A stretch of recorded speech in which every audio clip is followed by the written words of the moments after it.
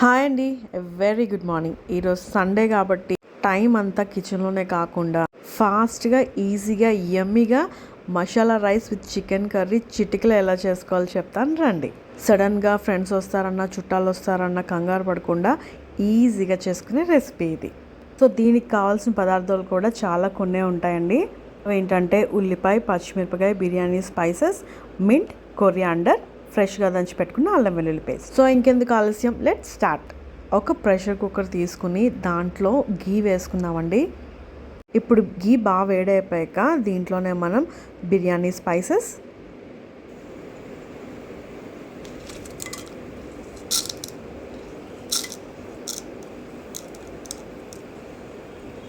పచ్చిమిర్చి, ఉల్లిపాయలు,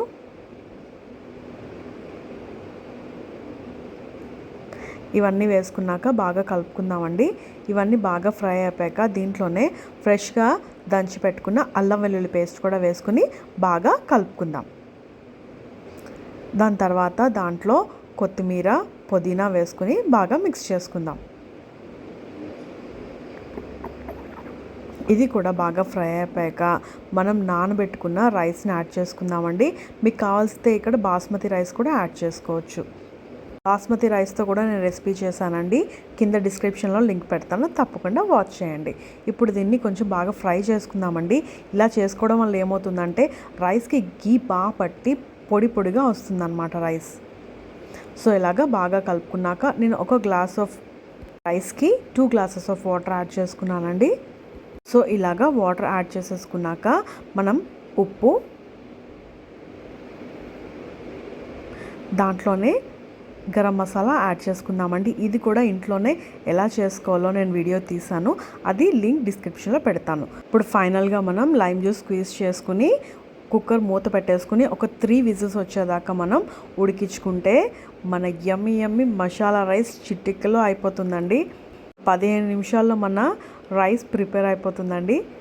దీని టేస్ట్ అయితే చాలా బాగుంటుందండి.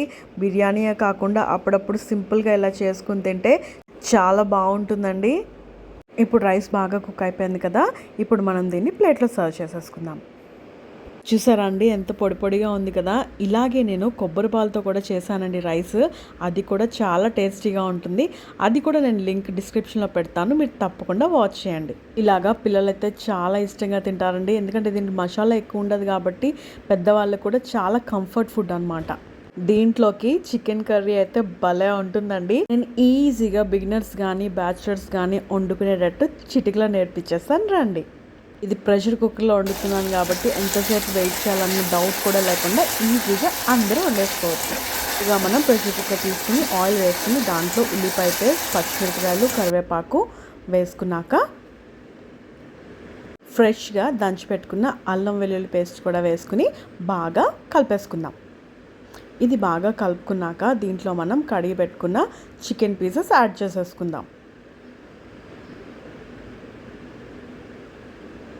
ఇలాగా చికెన్ పీసెస్ అన్నీ కూడా యాడ్ చేసేసుకున్నాక దీంట్లో కారం, ఉప్పు,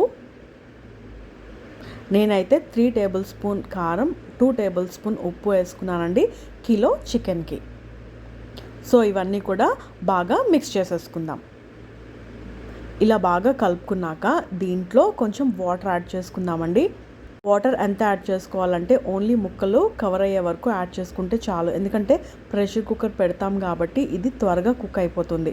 ఇలాగా ముక్కలు కవర్ అయ్యేదాకా మనం వాటర్ యాడ్ చేసుకుందాం.